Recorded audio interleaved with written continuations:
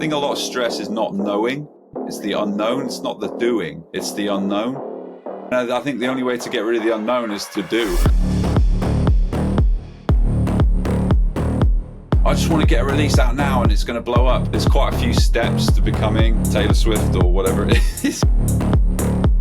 For so long, artists have been like, reach. I just need to reach people. But the game is depth. Like, how deep are those interactions that you have? Like, how much are you engaging with your audience? And over time, you start to see patterns. Have faith. Welcome back to the Not Quite Pod. Today we've got Adam with us. Adam, do you just want to quickly introduce yourself and let everyone know a bit about yourself? Yeah, sure. I'm Adam. I'm one of the co-founders of Liberty Music PR. It's an agency that's focused on helping independent artists remain independent and to grow their brand and to provide them with services and team and resources so that they eventually don't really need to sign away to a label, or at least get to a point where they can negotiate really good deals with labels. And we're in the process of trying to lead this new movement. And we've been going for 7 years now, and I was one of the original founders with B. And yeah, excited for where we're headed next. Amazing. I'm really excited for this episode. So I just wanted to dive into sort of where the idea of Liberty came from and where it all stemmed from when you guys originally started. Yeah, I'm glad you asked that, actually, because it's a funny kind of coincidence, but also really fits with our mission, because our mission is to effectively like liberate artists. So to liberate them in a way that they don't feel the need to sign away their rights too early, and they can build a team of their own. They can grow their brand. They can focus on what matters most to them, which is like making music, basically. And so, because a lot of the industry will, there's some tempting things to lure you in as an artist and maybe distract you from what you could be really doing, which is basically making great music. So we came up with the name Liberty Music, so to liberate and to help artists remain independent. So yeah. So it's a really nice messaging as well, because it's like you're seeing at the moment there's a lot of artists that are worrying about keeping the rights to their music, how their relationships are with their labels and their PR agencies. So it's really nice to see that you guys have sort of already jumped the queue and sort of jumped ahead of that and really sort of created a people first kind of culture within Liberty. So that's really nice to see. One other thing I wanted to ask on the sort of idea of being people first, one thing that came up when I was doing my research was you guys run a thing called Wellbeing Wednesday. Could you tell us a bit more about that? Yeah, well, I mean, part of the initiative was to try and connect everyone and to let them know, at least, not just internally with our team, but also externally, so for artists to know that there is a place that they can go to find out a little bit more about what is well-being, like what can they do, what are some of the tools that they can use to lower anxiety, to manage stress. Because obviously the industry has a big mental health problem that's underlying. But the pressures of being an artist and not being recognized or being recognized and then having the labels come down on you. So there's a lot that goes on in being an artist, and artists can be a little bit notorious with like having insecurity issues and mental health issues and all kind of maybe previous traumas and stuff like that. So we figured, Wellbeing Wednesdays was a way of giving back, I think, even if it's only a couple of hours, just a means for people to get together and work on their mental health. It's amazing as well, because you see so many like you say, you see so many artists struggling with their mental health and battling, because it's almost from an outsider's perspective, and from being a creative person myself, it's like that constant thing of you having to constantly create content, constantly create music, and it's like an endless cycle. So you don't actually get time to breathe and take a step back. And it's quite nice. You're sort of giving that initiative to sort of give people the chance to take a deep breath. But on that note Yeah. of like mental health, being an entrepreneur yourself and being very busy, I can imagine with Liberty, how do you manage your own stress levels and anxiety levels? That's a really good question as well. Yeah. So I was like most people when I started, a little bit new to it all. I mean, I hadn't always been a manager or anything like that, or a founder or CEO or whatever they want to call it. Uh, I was an artist. I mean, in the respect that I was managing my own time, and I guess I was managing the band at the time. I kind of had experience with that, but I hadn't really been thrown in the deep end yet. And I think this whole experience of building the company really threw me in the deep end and definitely elevated stress levels. But I think funnily enough, through just persistence, perseverance, and I guess believing in the mission and believing that what we were doing was the right thing and having an impact kept me going through that stress. And over time, you start to see patterns, like in Mm-hmm. your own mind, like what triggers, what gets you inflamed and wound up, and you start to identify those patterns, and you also see other patterns in the business and things that happen, and you don't get as stressed because you've seen it before. You know what to Yeah. expect. You have an idea. I think a lot of stress is not knowing; it's the unknown. It's not the doing; it's Yeah. the unknown, and I think the only way to get rid of the unknown is to do. So, Yeah. like, just keep going, keep your head going, and believe in what you do. And as long as you're passionate about it and it means something, it's meaningful. I think that's what's important. I Yeah, think it's that whole thing of overthinking. You can yeah. often, when you But have I an idea, mean, look, it's again for me, it's been an evolution. So I've had to learn how to focus in on my mind, like mindfulness, and I'm not perfect. I'm still learning myself, but I feel like I'm getting better, slowly but surely. So yeah, I think it's definitely a journey. I mean, I'm at the very beginning of my entrepreneurial journey, and like you kind of have to just take a deep breath and go with the flow, but also don't overanalyze things. And I think you touched on it there. A lot of the time, people can get paralysis by overthinking rather than, as you say, just mm, doing it and figuring it out as you go is probably a better yeah, approach. Just on the yeah, just because we've ended up in a bit of a hole with the mental health question, I just have one more question surrounding it. In terms of hmm, obviously yourself and B manage Liberty, in terms of yeah, managing your team's sort of mental health well-being, obviously there's only so much you guys can do because it about is down to communication with the team. But what do yeah. you guys do as founders and owners and managers to sort of help your team manage their stress levels, manage their workloads, and try and help with that?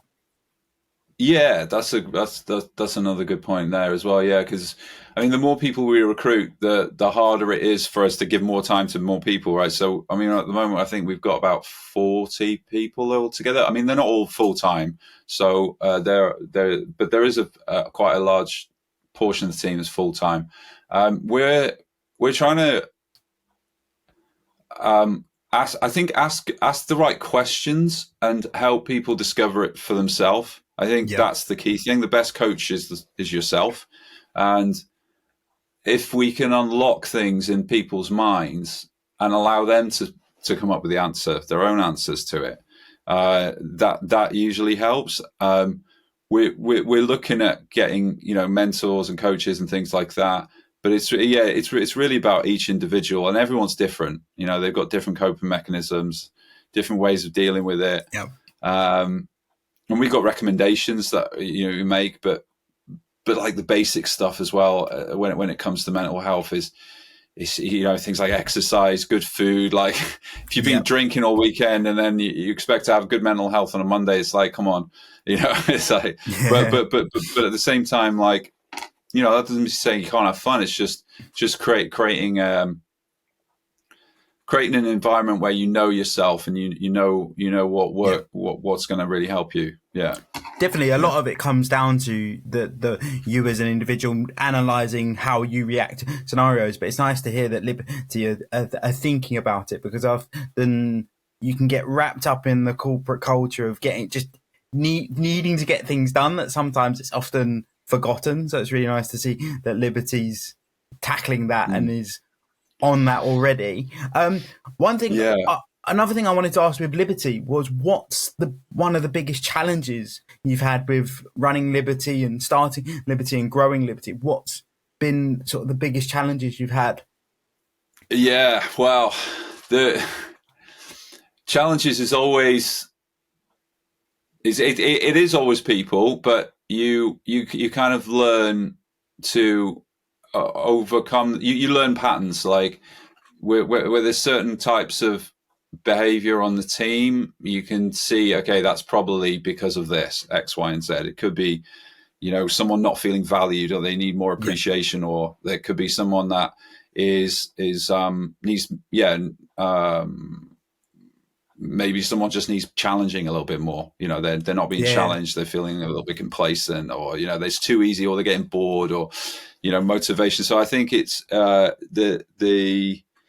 it's about unlocking it for each individual, and that is probably the toughest thing, because it's not only the person, but the person's life and circumstances changes as well. So they might have had a friend that's died recently, or a family member that's ill. So you got to be able to navigate that with them as well, and to be empathetic, I think is quite tough.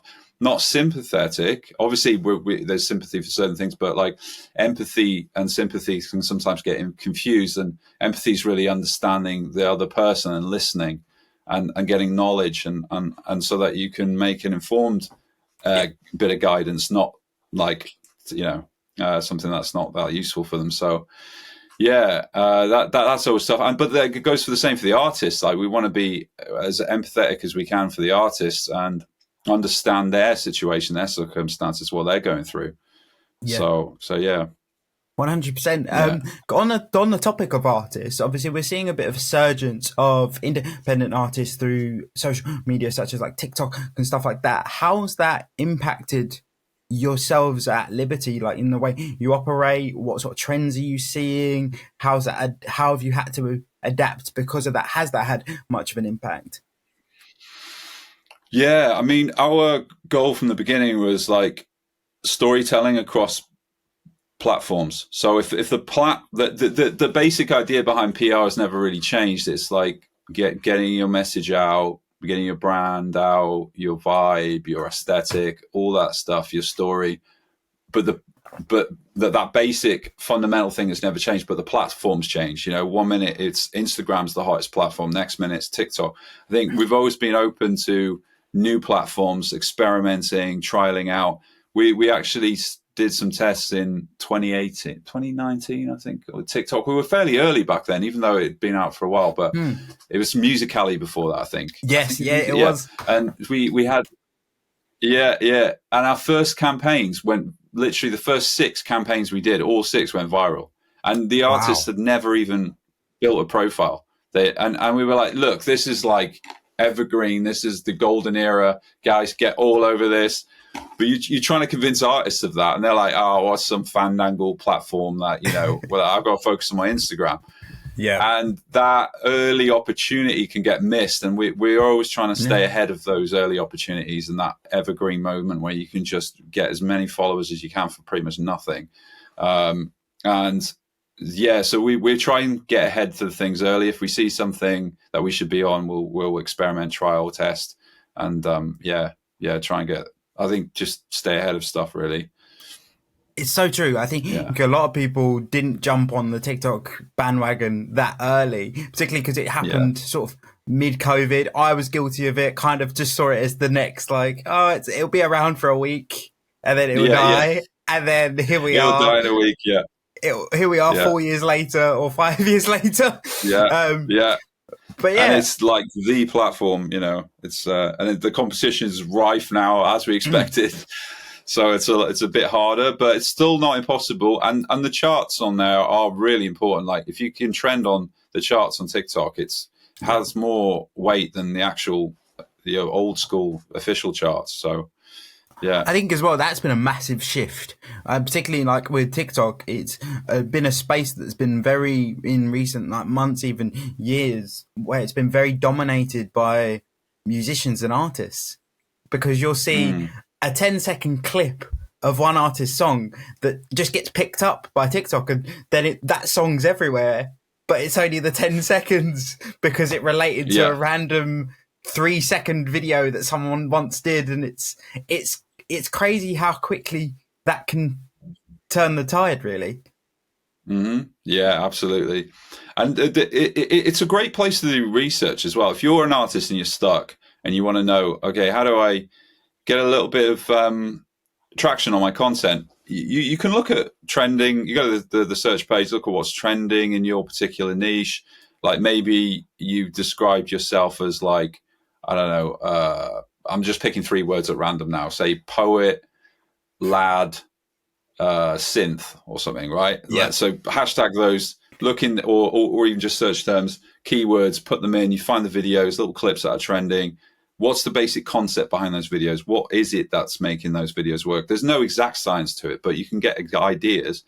Use the thinking behind those videos, not necessarily copy them, but the thinking behind them, and then build your own version of those videos. Unless if you're stuck for ideas, obviously if you're full of ideas, then do that. But if you're stuck, you use the concepts and build your own little bits of micro content. See what works. Keep testing. Keep trialing. If something takes off, then you're away. It's that. Yeah. I think you've pretty much answered one of the questions I was going to ask, which was, what's one piece of advice you'd give to younger artists? Yeah, I think it would be along those lines. Definitely, do your research. Look for ideas. Test. Trial out. Don't get frustrated when you don't see results straight away. Don't quit on if you've only got a few hundred views. Just keep going and going, and you will get there, and you'll get better. I always say to content creators that apply for roles, it's like, come and speak to us when you've done your 100th video, because at that point you've got a bit of knowledge, like what's worked, you've trialed out things, you tested, experimented, and so I think it's having that patience with artists and that making it a part of their routine. Now, that being said, not all artists love doing that. There's some quite introverted artists that just they want to stay the hell away from being on live stream and doing all that stuff. I get it. I empathize with that. But there are still ways you can work around that. So you could, for example, build a team, someone who loves your music. Maybe you just like being in the studio, right? Yeah. So you could get a videographer who believes in what you're doing, or you pay them and they go and spend 3 or 4 days filming you and coming up with lots of video that you can chop up later on, or have someone else chop it up for you. And then you've got 3 or 4 months worth of content, and you can seed that out. So there's lots of ways for different types of people as well. You don't have to be a TikTok nut to be big on TikTok. You know what I mean? 100%. Yeah. And I think it's that whole thing of almost when you're starting out, and it's the same when I think of content creation, it's almost that thing of throw enough shit at the wall and hope that something sticks, because you'll then start seeing the trends of what works and what doesn't work, and then able to then peel that back and then really drill down as to what works for you. Yeah, exactly. Yeah. And that's if you're stuck for ideas. I mean, obviously, if you have unique ideas, like go for it and see what works, see what doesn't. I mean, the sky's the limit. But there's an example of some artists like Connor Price who does a little skit before a new song. Instead of saying, "Hey, fans, I've got a new song. Listen to this." I think the game's changing. It's like you're entertaining people into the new song as opposed to going, everybody new song. Do you see what I mean? Yep. So he does these little things with uses vegetables as instruments, and then he breaks each part down, and then suddenly the song you get the whole tune. So it's like a different way to pull people in to your new song and your new release. And I think things like that is definitely the way it's going and what works more these days. Definitely. I think the challenge with that is, I'm quite a big fan of Connor, but the biggest challenge with that is if you're not that way inclined in the way you're thinking of being able to strip back an idea that much to then go, if we put all of these tiny little elements together, it will work. And I Yeah. think that's the other challenge. If you're a creative thinker, but not in the way of really minute changes, that can be very, very challenging. And I can imagine that's where a lot of artists that want to emulate someone like Connor, it can be quite tricky because you almost feel like, are you stupid for not being able to think in that way? But it's just because people will think different ways. Yeah, Yeah, yeah. But I think a big part of that is sometimes insecurity. So like artists don't want to put themselves out there and have like 10 views and then it feels embarrassing and they're like, oh no. But I think if you get past that feeling of fear around it not working out and just creating for the sake of creating, then I think you can keep experimenting until something comes alight, yeah, and to trust the creative process in it without the expectation. But if it's something that you genuinely are not up for doing, or it's not your thing, or I always recommend, instead of create, document. So yep, just document what you can in your studio and post that. I mean, or live stream. So you've got your live stream running. You could ask whoever's on there, Dave or whatever, what do you reckon of this track I'm working on at the moment? What lyric do you reckon I should put? And they'll give you feedback, and yeah. that engagement with your fans, that two-way conversation, just builds this hype and this community. So I think there's other ways for sure. Yeah. Definitely. I'm coming on to like talking more about working with same with best advice for young artists. What's been Liberty's biggest challenge working with young artists? Because I feel like it's one of them things that sometimes young artists can go in a little bit with like rose tinted glasses, thinking it's all singing, all dancing, and then actually the real world catches up with them a little bit. So what, from your perspective, more so from Liberty's perspective, what's been a Mhm. biggest challenge for you guys dealing with younger artists? Well, you mean what, that have huge expectations and maybe it doesn't quite live up to Yeah, what they're. or Yeah. maybe also having to be more of a helping hand to them because they've come into it a little bit naive and stuff like Mm. that. Or just in general, is there a trend you're seeing with young artists that come in, that challenges that you're then having to guide them through? Yeah, I mean, there's artists at all sorts of levels. I think one, if you're a new artist and you just need the basics done, then we'll have that type of conversation with you. If you're like a major label artist and you've got a bunch of releases, it's a different conversation. So Yeah, it like really depends on where you're at. Um, if it's a new artist, there's a lot of like education that needs to go into it, like consultation and like how do you yeah, get a TikTok profile set up? Like how do you make sure you're pushing yourself into the right playlist and you don't have a high skip rate, and how do you get onto the algorithms and things like that, and what's the best practices? How digital health check? Have you made sure you've cross linked everything across all your socials and your Spotify, and your URLs clean? Do you have a good SEO? All the basic yeah, kind yeah. of like just A to Z stuff that our young artists needs to do first. And I think a big part of that is the consultation education piece. So I would say that more for new artists. It's like trying to help educate. Do you see Yeah. that quite a lot with artists coming in, that you're having to do that education piece and more consultation, or is it something you're seeing less of? Yeah, I mean, some artists might be really gung ho and they'd be like, "I just want to get a release out now and it's going to blow up," and it's like, no, there's quite a few steps to becoming like Taylor Swift or whatever it is that you've got in your mind. There's a few steps, and try not to compare your step one with someone else's step 20. I think that's a Yeah. big piece of advice, because that in it can build anxiety and insecurity around what you're doing. I always go back to the fan as well, like building your community, even if it is small. Just focus on the interactions you have, and not on just reach. I want to reach Numbers. everybody. So yeah. I think that's a thing that you can get caught up in any area, really, is that being fixated on numbers. And as you say, it's that whole thing of, you can have, what I always think is like, you've got some creators, but they've got like a cult following. Like they've got a really small following, but they absolutely know you inside out, back to front, know everything Yeah. about you. And those Yeah. ones are the ones that brands and everyone wants to see, because Yeah. when you're talking about marketing, that's their most bang for their buck, because you're involved in that space. You know exactly what's going on and you know exactly what your audience wants, as opposed to someone that's gone viral and has got Mhm. loads of followers, but they're not connected to those followers. That's a different conversation. Yeah, absolutely.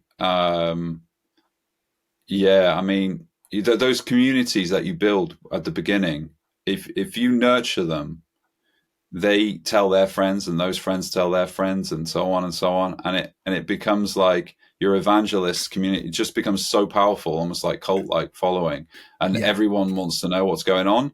And but the hard thing then for the band or the artist is to try and keep their early fans, because the fans are normally there because it's a bit exclusive and no one else knows. You Yeah. know, and once they become mainstream, they're like, I'm not interested. So they've got a challenge then to keep those fans engaged, those early adopters, like, you know, and there's lots of ways you can do that, like with like certain kind of merch they get exclusive access to, or, you know, that kind of stuff. So, Yeah, I yeah. mean, I can relate to that. There's a few artists I can think of that I had followed from the very beginning of their journey, and their type of music now is so different to what they originally did that I Mm. almost want them to go back and do like a nostalgia Yeah. album, do like a Yeah. Yeah. pure nostalgia album. Like, one example that's coming to my mind is The Weeknd. Obviously, The Weeknd's huge now, Mm. and he does a lot more poppy stuff, whereas I saw Yeah. him way back when, and his stuff was completely different. So I'm like itching for that Yeah. nostalgic. That kind of like more gritty kind of like Yeah, underground, like not so polished, sort of like, yeah. yeah, Yeah. definitely. So Yeah. I think that's something I'd love to see artists kind of dive into and be like, do you know what? Let's do like a nostalgia album. Let's rewind it, or like do. Like, we've all done stuff, even as a creator. I sit there and look at some of my old stuff and go, what was I doing? If I did that now, I would do something completely different. Well, do that. Mm. Go on a complete like 180 and almost do like a revamp. That would be so Mm. cool to see. Yeah, yeah, yeah, yeah, yeah. That's so true. I wonder if there is a way artists could keep a cult following and a mass following as well, like in two separate camps. Like, is there something like more exclusive for those people that? Because there was that. This is a long time ago now, but like there was a trend. Like, I think it was about 10 years ago. It must have been for like big artists doing tiny venues. I don't know I if you remember that. remember that. Yeah. Yeah, that was a thing for a while. Yeah, they should bring that back. Doing like small I intimate. think Prince did something before he died. It was like he did all these tiny little venues in London. Yeah, it's Yeah, doing like small intimate gigs. I always relate that back to like when you look at the comedy scene. When comedians do like big arenas, it kind of takes yeah, away some of the magic, because yeah, it's with comedy, it's very much like that whole comedy club vibe. You're like in the third row, don't know whether you're going to be heckled or not, and that also translates into the music industry, because the closer you feel to the artist, it almost the atmosphere completely goes up. And like, mm, actually, mm-hmm, I can give that exact example with The Weeknd. Going back to what I said earlier, of I've seen him at the O2 and I saw him at Wembley. I mm-hmm, think O2 was so much better because it wasn't as open. It wasn't as open, mm-hmm. Yeah, and yeah, it's. I think venue. I mean, we're going on a slightly different direction, but venue also plays a massive part when I think of music as well. As you say, that smaller, yeah, more intimate, underground. That would be a yeah. great way to see artists keep hold of their like original followings. And it's funny because the venue has different ways of translating energy. You know, if you look at like the way Fred again blew up through the boiler room thing, because there's a certain Yeah, energy in that venue, and that fits with his music. Whereas there was some sets he did with Skrillex, I think he did like a combination thing, and it didn't quite. I don't know. People were saying it had mixed reviews for some reason. They were saying it wasn't quite the same and this and that, because it lost that intimacy. I think mm, artists need to be mindful of like how intimacy plays into it, and the venue itself, into the mood and the vibe, the hundred timing, percent. everything needs is all. It's like it can be a perfect storm if it's done right. it's also coming back to like what type of music they're in, like really leaning into that. Like obviously when Yeah, you think of like smaller artists, underground artists, then you want a sort of dark, small venue. Whereas when you start thinking of the bigger scale, then you are because of the mash you need to get in. But then also yeah. it's where the artist feels most at home as well. I think that would be nice to see. Coming back to your point of like documenting, nice to Hmm. see what type of venue the artist likes performing in. Now we all want to do the Madden Square Gardens, the Reading Festival, or I'd imagine any artist would love to do that more so because it's such a big thing. But actually, dialing back to saying if the numbers didn't count, what would you want to do? Yeah, yeah. It's like reach versus engagement. So like reach versus depth again. I think we've for so long artists have been like reach, reach, reach. I just need to reach people, but the game is depth. Like how deep are those interactions that you have? Like how much are you engaging with your audience, and what level of engagement are you getting back? Because that's really what is driving the future of what I mean. They always say like if you have 100 super fans as an artist and they all spend what is it, £100 a year, no sorry, Mm. 1,000, if you had a 1,000 super fans and they all spend £100 a year on you, that's 100 grand. That's enough Yeah, to keep you going, you know. As yeah, and yeah, maybe even yeah, so it's like nurturing that community and keeping it authentic and real and exclusive, and not exclusive, but actually caring. I think that's the main thing. Like, you know, if someone comments, don't just put a like or a smiley face or whatever. Actually yeah, comment back and like this person's taking time to write that thing. And I get it if you've got thousands of comments to go, it's not feasible. But if you're starting out and an artist, chances are maybe you only got 10 comments or 20 comments. To yeah. not go into detail is a massive travesty, like on a waste. So, No, and you can even invite those people onto your live stream later on, and they'll become a yeah, regular, and they'll check in with you, or they'll always be at the shows, and they'll talk to you about to their friends, and I think it's really about starting small as well. This is more advice for artists at the beginning. Really care about the two people in the room that come to see you, like, and don't be like, oh, there's no one there and only the bar staff are watching. It's like, well, who was watching and enjoying it? Maybe there's only two, yeah, and a lot of artists start like that. They yeah. become huge, yeah, with just two fans.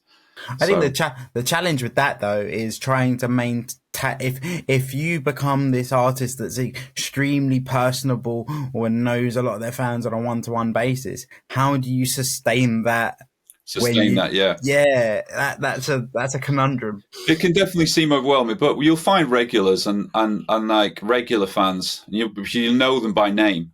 You know, I've been on tours where there's been fans that have literally followed the artist around on tour because they feel like they're part of the whole tour itself, and it's like, oh, here they are again. They're at the front, and and they say even they address them on stage, and it's like but it's cool because it it shows how much you care to other Yeah, people as well, and that resonates with other fans, and they're like, oh shit, I want to be part of this tribe. You know, yeah, you're building a tribe basically, and yeah. yeah, It's the same yeah, whenever, but obviously coming from a more content creator, so it's the same in that space as well. It's that whole being involved in the tribe, understanding where everyone's coming from. It all translates. I think it all comes down to time. I think when I think of my stuff and you say about responding to comments, I think the other thing as well is us creatives, we have I always think our brains are like 100 mile an hour. So mm. by the time we've thought about one thing, we're already on to the next. And I think that's Yeah. the So the ADHD-ness of it all. yeah, Yeah, that's exactly yeah, what I mean. It's that whole thing of like it's like I'm notorious for the whole one with my friends of I'll respond to so and so's messaged me, I'll respond to that in a minute, and then 2 weeks go by and I go I never responded to that, and mm. that's Yeah. sometimes the loop that you can get stuck in. So yeah, I think I, yeah, it's like I'm going off a piece a bit esoteric here, but like it's a little bit like chaos and order. So you've got the chaos of art in your mind, like, oh, I'm a free and easy creative. I just need to allow it to happen, and that totally makes sense. And then suddenly the other side of it is, oh, I've got a routine to have. I've only got X number of hours. I've got to do this. I've got all the logistics and admin to take care of. So you're flitting between this the left brain and the right brain, you know, your order and then your chaos, and order and chaos. And I think you've got to somehow manage that. It's a dance between the two. So if you have, you know, for example, I follow some old stuff from the Beatles when they were told that they had 3 hours to write a song, and it's like, you've got 3 hours, that's it, finish the song or it's not finished. And they would finish the song, and nine times out of 10 they'd have like 3 songs at the end of the day, and they just kept doing that. So it's like combination of freedom but order as well. Do you know what I mean? So if you can create order in your day but still allow yourself those slots to be creative and free, I think you can find that balance. But if it's just free and easy, then I don't think you just can't keep up with it. Yeah. Coming back to Liberty a little bit, one thing I wanted to ask you guys is, obviously you've worked with some huge brands. How did you start those conversations? Like, how did those conversations come up? What did the outreach process look like? Was there an outreach process, or was it just a case of they came to you and then you said, like, oh, this is a good idea, and went forward with it? How did it all work? Yeah, sure. Well, we had this idea. This is crazy. Well, it's so crazy, but it kind of makes sense now. Like, I don't know. Yeah, we had this idea of doing like in-store activations around about the 2018, 2019, before COVID. And we ended up with doing one in Topshop, and it was like in Oxford Circus, we had artists playing. I think the idea came from music video, because the lighting and the setup, there was some music video with an artist playing with a bunch of mannequins around them, but the lighting was really cool, and they were like clothes, and it was like really cool outfits. And we thought, yeah, wow, imagine if you did that in an in-store in like Topshop or something. And they went for it. And it was great, and it looked visually really cool. And then we were set up for a monthly with them, and COVID happened, so it all stopped. So we took the idea on virtual, and we started working with brands virtually. So having like live takeovers of their Instagram, and artists would play from their room, and it would be, you know, little performances and live chat and stuff like that. And that went on for a while. I think the brands got a little bit bored of that, because obviously COVID, everyone started doing that kind of thing. But now that everything's open again, we've started doing the in-stores again. And I think it's just a way. There's 2 big things about it. One, it's a little bit different. It's a different type of atmosphere. It's very well lit. It looks great visually. The other side of it is the artists get paid as well, much better than what they get from the venues. A lot of the time, even so some of these events are ticketed that we work with big brands, but it's a massive win for the artists. They get paid really well. The brands benefit from it. They also get the benefit of the brand promoting them on the brand social. So if they align well with the artist, which is what we hope they would be, then there's like there's a trade-off. The artist gets their coverage and so on. So yeah, I think it's a great thing where brands cooperate with artists and vice versa. I think the two, they can really bring each other up. 100%. I mean, that's something we've seen over the years, just generally. But I didn't even think about the whole thing of like getting an artist to perform in store. Yeah, I mean, I've never experienced it, but I can imagine it's absolutely crazy. Yeah. I mean, you don't get obviously like the visceral experience that you get from like, you know, being in a small sweaty venue with like beer, smell of beer, and people just going mental, because you can't, you know, in an in-store. But you get this other experience, and it's like it's a bit more intimate. The artists, maybe they're doing a bit more of a stripped back version of their tracks. It's really well lit. It's like it can give a feeling of the aesthetic can match the music and really bring the music up as well.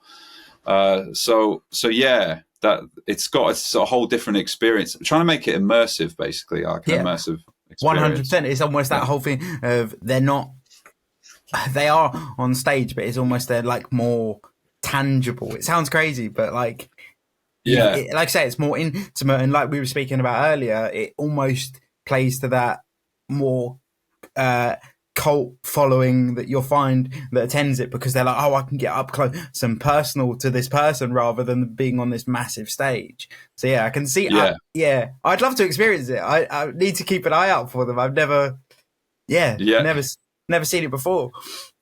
yeah, for sure, for sure. Um, Yeah, well, it's a shame. I would have invited you to the last B&O one we did. It's Bang and Olufsen. They're like a Yeah, vinyl player. They do amazing headphones and stuff. And we have an in-store in Bond Street on London every Thursday. Little plug oh there. But wow, I think we've done the last one for this month. We're going to do another one next month. So oh yeah, amazing, amazing. Coming yeah. back to talking about liberty and where you guys are going, what is your like what's your proudest moment with liberty? Wow. Yeah, yeah. Proudest moment. You know, I think it, it was when we decided to take a turn against our own instincts. Well, not our instincts, but someone else's view during COVID. Though we had an advisor who actually told us, "Look, the world's going to shut down. You need to cut your team in half, reduce your team in half. Get ready."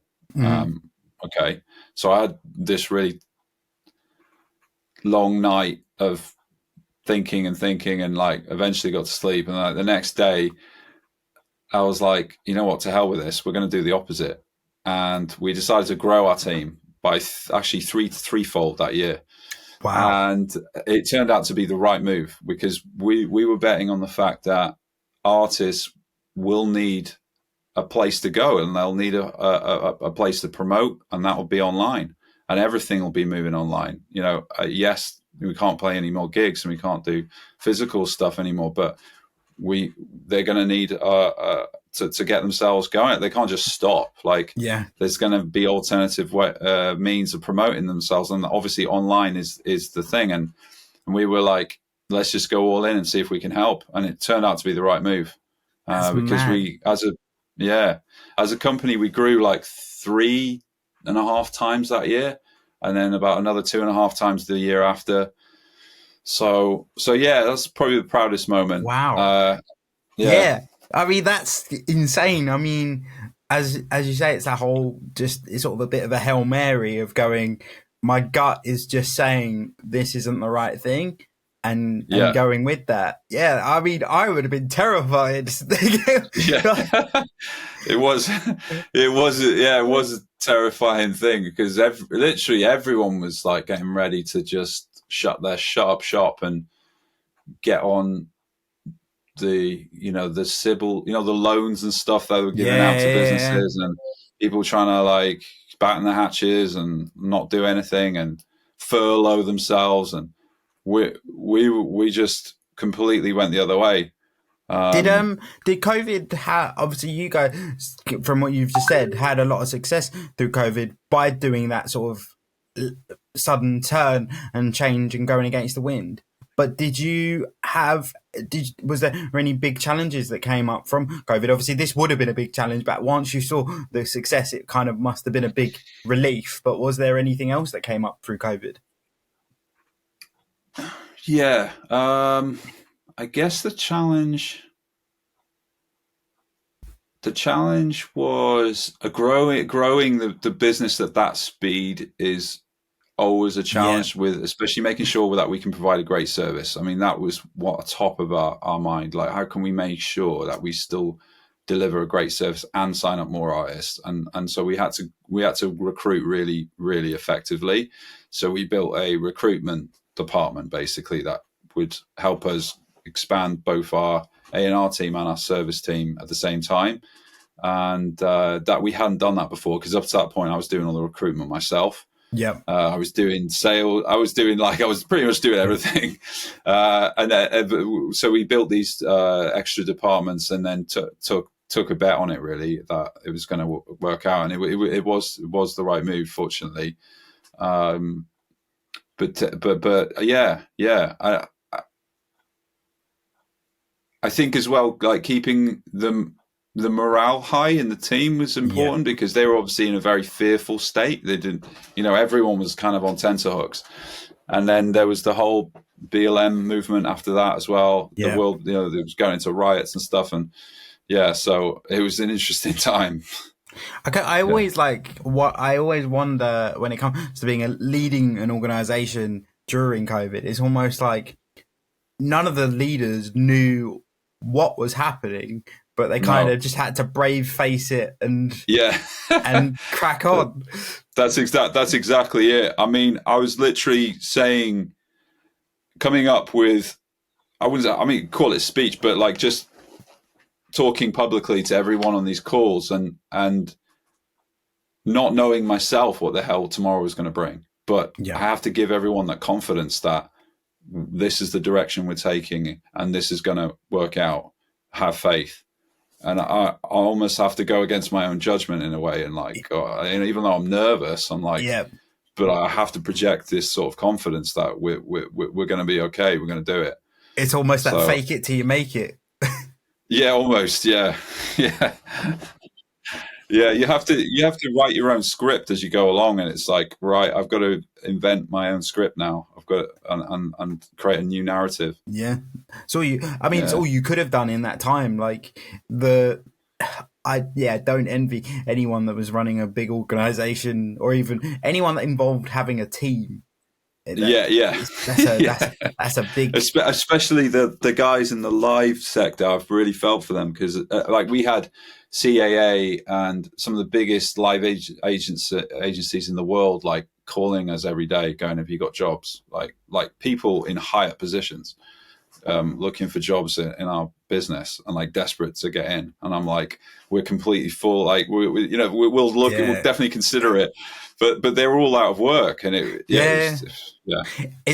you have that debate of where they were higher positions, of almost wanting to bring in that, because that opportunity to come up, wanting to bring in that experience of going, if we can bring in this person just to bring in their knowledge, the impact it would have would absolutely be huge. Yeah, exactly. And we'd hired people that had run festival PRs before, and like they came on board. So like one woman was doing like Tea in the Park, Reading PR for festivals, and that she was out of work, and it was like, can I work with you guys? It was like, yeah. Suddenly we had, the new opportunities were coming through there. So yeah, it was interesting time, definitely. Just it kind of shows how vulnerable everything is, really. Isn't it like the saying is, you're one bad decision away from it all falling down? Oh God, I hate that phrase. Yeah.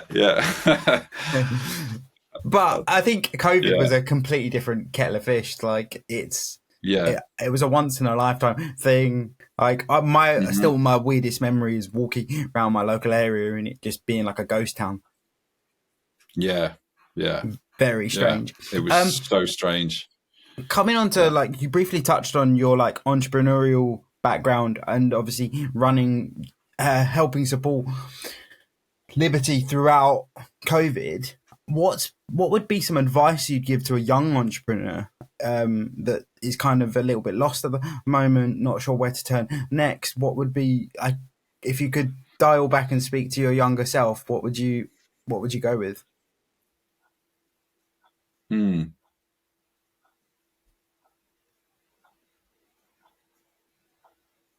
I'm trying to think. What I'd say: persevere. Try not to overthink the little things.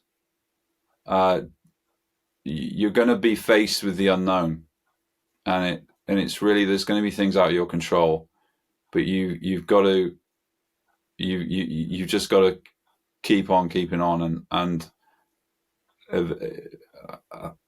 have an idea of the future that other people might disagree with, but you stay true to it. So don't be so swayed. Like, you may be in doubt, but you're never wrong, basically. Yeah, I think So yeah. that, So I think, you almost have to have this steadfast, like, I'm going to do this, and I'm going to have doubters, and people tell me it's not going to work, but I'm going to die on my own sword, not on someone else's, basically, if it doesn't work.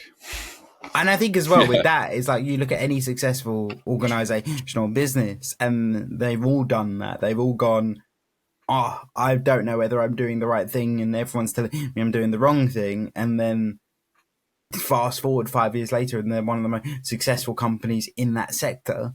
It's Hmm. it's quite insane. I mean, Yeah. yeah. So completely, I think it's almost having that delusion of going, you will get there. You've just got to Yeah. keep going. It's like that being Yeah. purely deluded of going, I don't care what you lot say. This is what I'm Yeah. going to make happen. Yeah. Yeah. Yeah. I mean, when I spoke about independence and artists in 2017, I was kind of getting laughed at, really, and by like some of the guys that were working with me saying, "No, the major," and it's like, look, we could be on par with these majors. Like, if we provide a good enough service, but still allow the artists to own their own rights, we could offer pretty much the same. And I feel like we're getting there. Like, we're almost pretty much there, because I've been to major label offices, and in terms of PR and marketing, it's pretty much the same, if not, like, oftentimes they'll buy off us and ask us to be their team. So it's like they're having that blind faith that in something and just going with it. And if it doesn't work out how you want it to work out, you can pivot, because you would have learned so much in the process. It's a little bit like the flywheel thing, where you have the chaos turns into an orderly flywheel. Yeah. I think as well that whole having the ability to pivot and be brave enough to pivot is another massive skill as well. Being able to, like, I'm guilty of that, of going, really want to change direction, but also don't know if I can make that work. And it's that I always relate back to, whenever I've had moments like that, I always count myself down. So I go, you got 3 seconds to be scared, and you're just going to go for it and see what happens. Yeah. Exactly. Just turn and face the strange, and like throw yourself at everything. I'd say is another tip. Like, say yes to everything, especially when you're starting out and you're young. Say yes to everything. Don't be like all avoid of, because if you're going to take risk, when are you going to do it? Are you going to do it when you in your 20s, or are you going to do it in your 80s? Like, you're designed for taking risk when you're young. Like, you just and every failure is a learning. And so you keep learning and learning and learning, and it leads to the big thing. So just don't give up, basically. Definitely that. Yeah. And the other thing I'd add to that is also getting too caught up in keeping pace with your age group or your peers. But as a 25-year-old myself, it's that whole thing of like wanting to take risks, but then knowing you should be saving for a house, doing this, doing that, doing whatever it might be. That's a very hard one to marry up in your head, because you go, I need the not the reassurance, but I need that steady base. But then also you can't have that steady base and take risks. It doesn't quite marry up. No, you can't have it all, like risk and return. But what you can do is say yes to things, learn from them, and take those learnings and more often than not, is the first ideas will be the learning bit, and then offshoots ideas will become the thing. Do you know what I mean? So you might throw yourself into something thinking, oh, this could fail. Probably will, but it's the offshoot ideas that come from it that become, do you know what I mean? So just have faith in yourself and the process. Yeah. Definitely. And I think it's about sculpting as well, sculpting the right idea, because as I say, everyone's first ones aren't the ones that people often end up going with. It's very rare that you get that eureka moment of, oh, I've had this idea and it's the first one you've had, and all of a sudden that Yeah, one works. yeah. And you learn about working with people. You learn about numbers. I mean, I learned about working with people from being in a band. Like, it's one of the hardest things ever because no one's getting paid. You're working off love, like, and there's this weird obligation between everyone. It's like, okay, why we're doing this because we love it, but sometimes we don't. Like, do I trust this guy? Are we in the right group? There's Yeah, distractions. There's love life. There's all sorts of stuff going at, like attacking the idea, and you learn a lot from that, I think, and I did definitely. And so when it came to running a business, I felt like I had good. already learned some of the failures from that. So yeah, Definitely, and I think as well, like you would have learned the people skills and also the ability, as you say, to just work off of love. Because I think like that's yeah, another thing that you see, and I'm guilty of that. You see a lot more in the more corporate space of needing to make. Obviously, everyone needs to make money, but then also wanting taking the decision just because it earns you more money is yeah, is another constant battle that everyone has, including me included. yeah, yeah, yeah, exactly. But I'd say if you never betray your principles, you'll be fine.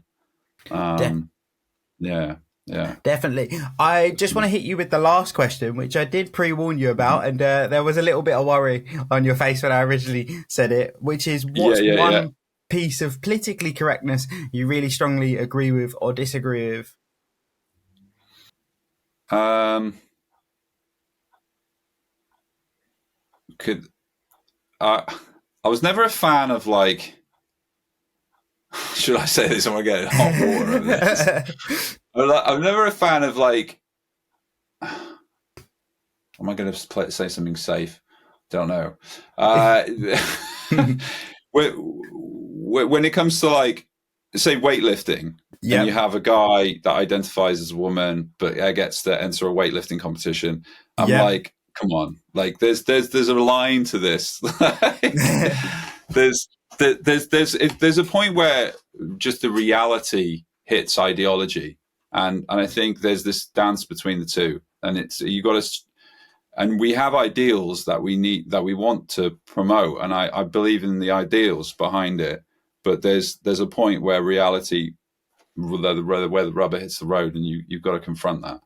Yeah. And then so Yeah. I think with that, there's an element of like also remembering that it's not just the parameters that play a part in it, because you could look at it and go, okay, particularly using your example of weightlifting, you could go, it could work and we could be a lot more open to that working and be a more fluid process, but it would be more on the sport to adapt their like categorization, Hmm. because Yeah. being a para swimmer in a previous life, we already have the categorization from para sport. So it's about, we could possibly bring that into. It's also about bringing in a different lens. But I think it's such a tricky one, and I do agree with your hesitation of going, because it's a really tricky one, because it's about seeing it from both sides. And I completely agree with you. Of there's a bit of a line that becomes very tricky to cross, and I think as Hmm. it stands at the moment, we can't get to where people want to get. If we want to get to there, we need to Yeah. change the structure. And I Yeah. think Yeah. that's what people aren't realizing. But I think, yeah, Yeah. Yeah.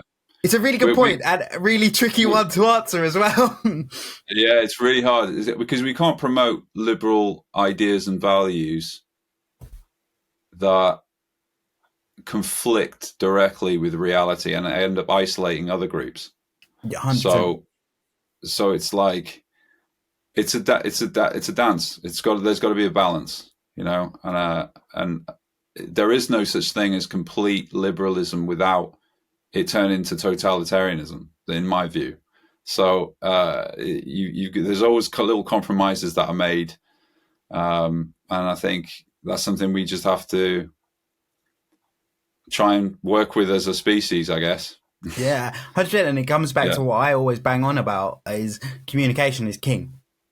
It's about opening up the communication between everyone involved. So then we can actually work on and building a solution rather than getting caught up on they said this, he said this, she said this, and then getting caught up in the like difference of opinion rather than actually focusing on a solution. And that, I think, the other thing as well is communication. I mean, that's why I started my brand. My brand was to talk about disability in a way that was approachable, friendly, no one was going to jump down your throat for using the wrong terminology or the wrong phrase. I was all about, I'd rather just sit down with you, explain it, and then if you use the wrong terminology, then we discuss that and we say, oh, not sure we should be using that word, and here's why. I'm not angry with you, I'm not upset with you, understand why it's happened, but here's the advice. And that's where we need to get to as well, is that consultation of just get everyone involved and have that conversation, but have it be an open dialogue. And I think that's how we solve that issue with sport and gender fluidity and non-binary and people identifying as male and female. That's how, I think, in my opinion, that's how we solve it. But I might be completely wrong. Yeah, definitely.